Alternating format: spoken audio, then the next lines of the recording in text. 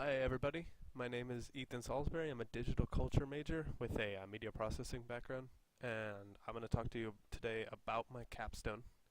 My capstone tries to figure out what team wins a game of League of Legends at the competitive tier before the game is played, and that was a hypothesis that kind of molded over the course of several months. The project began in the summer when I was watching a lot of League of Legends because I'm a huge fan of the game, and I realized at the very highest level of tiers that people or the competitive teams end up picking characters more often, and it seemed like the team with the better characters would win. And so I immediately thought that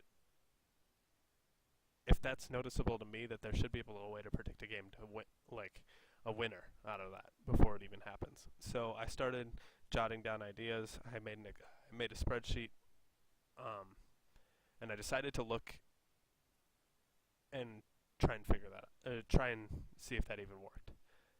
And the results were pretty cool. Um, Even plotting the data, though, in general, took around 3 months of time. Around 100 hours to 120 hours or so of plotting data. But the results were pretty fascinating. Um, and the way I got those results is I looked at each character on its own. Like you can see people picking characters. You have for banned characters on down at the bottom. You can see the names of some of the characters. Um, but for each of the characters, I wanted an individual, what they would call like a priority level or a strength. I called it a strength level, and that was where they were picked in the draft phase of the game. And I have a draft phase running on the screen right now. But as you look through, um, the more important characters are picked, and I gave those a lower number because of like they were picked in the first phase of the draft order, or 0 if they were banned at the bottom, all the way down to 6 because there's 6 different phases of the draft once you start picking characters.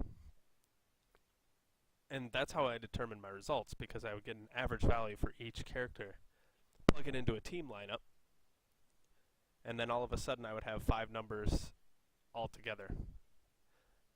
I would add those all up, and whoever had the lower value, because I was using lower values for priorities, well, their team should win. And this was the initial iteration of the algorithm. And already, this algorithm saw the best results for what I did.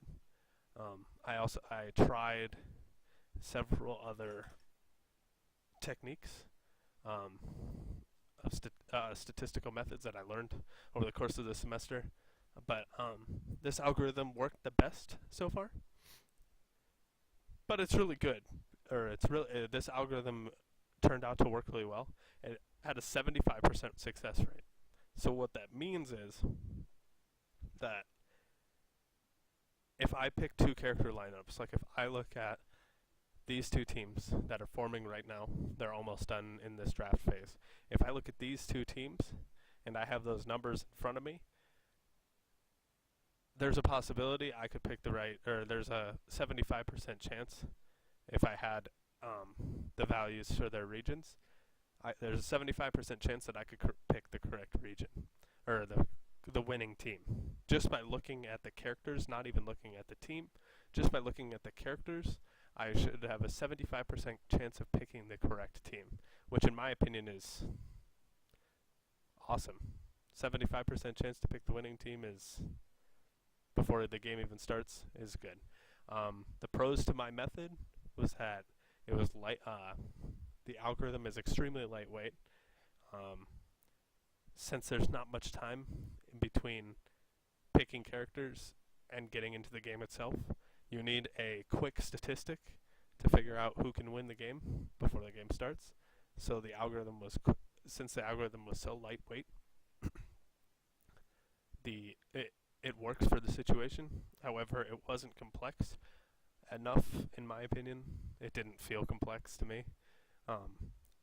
For next semester, I would enjoy being able to work with it again to do some more complex analysis.